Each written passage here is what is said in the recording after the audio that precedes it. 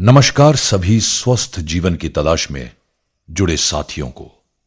आज हम एक ऐसे विषय पर बात करने वाले हैं जो सुनने में साधारण लगता है, लेकिन हमारे पूरे शरीर की सेहत का आधार है। पाचन, मल त्याग और रक्त प्रवाह।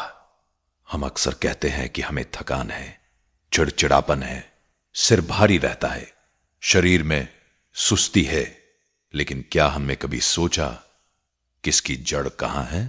बहुत बार समस्या बाहर नहीं, हमारे पेट के अंदर छुपी होती है। रक्त का प्रवाह क्यों जरूरी है?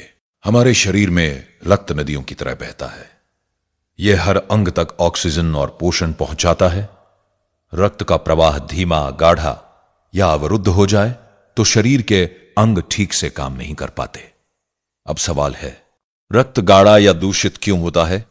जब हम भोजन करते हैं तो वो 4-6 घंटे में पचकर रस में बदलता है। शरीर जरूरी पोषक तत्व अपने उपयोग में ले लेता है। जो बचता है वो अपशिष्ट है। अगर ये अपशिष्ट समय पर बाहर नहीं निकलता तो शरीर में रुकावटें पैदा होने लगती है। यही रुकावटें आगे चलकर रक्त को भी प्रभावित करती है। मल कैसा होना चाहिए? यह विषय थोड़ा असहज लग सकता है, लेकिन स्वास्थ्य की असली कुंजी यही है। स्वस्थ व्यक्ति का मल रोजाना आसानी से निकले, बहुत ज्यादा सख्त ना हो, छोटे छोटे सूखे टुकड़ों में न टूटे, ज्यादा जोर लगाने की जरूरत न पड़े। अगर मल गोल गोल कठोर गोले जैसा हो या कई दिन तक ना आए तो यह कब्ज का संकेत है। कब्ज क्यों होती है? पानी कम पीना, फाइबर की कमी, बासी या भारी भोजन, मल त्याग की इच्छा को रोकना, देर रात तक जागना और अनियमित दिनचर्या। जब हम मल त्याग की इच्छा को बार बार रोकते हैं तो शरीर धीरे धीरे उस संकेत को कम कर देता है। अंदर पड़ा मल सूखता जाता है और सख्त होता जाता है। सही आदतें क्या हो? सुबह उठते ही गुनगुना पानी पिएं। मल त्याग की इच्छा को कभी न रोकें। रोज एक निश्चित समय पर शौच जाने की आदत डालें। दिन में 2-3 बार जाना पड़े तो भी यह सामान्य है। यदि भोजन और पाचन सही है, भोजन में क्या बदलाव करें? उत्तर भारत की जीवन शैली को ध्यान में रखते हुए कुछ महत्वपूर्ण सुझाव हैं। 1. अनाज का चयन सिर्फ मैदा और पॉलिश चावल पर निर्भर ना रहे। गेहूं का आटा चोकर सहित लें। जौ, बाजरा, रागी जैसे मोटे अनाज शामिल करें। 2.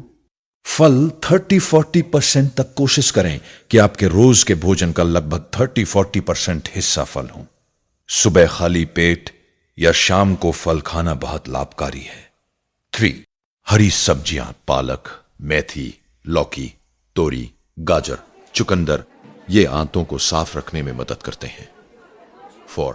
पानी पर्याप्त मात्रा में, कम से कम 2.5 से 3 लीटर पानी, मौसम और शरीर की जरूरत के अनुसार। 5. भारी और तला हुआ भोजन कम करें।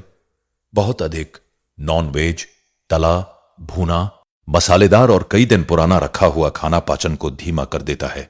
एक महत्वपूर्ण बात, हम अक्सर दवाइयों से कब्ज ठीक करने की कोशिश करते हैं, लेकिन असली समाधान आदतों में बदलाव है। अगर पाचन सुधर गया, मल नियमित और सहज हो गया तो त्वचा साफ होगी, सरदर्द कम होगा, गैस और एसिडिटी घटेगी, शरीर हल्का लगेगा, मन भी शांत रहेगा।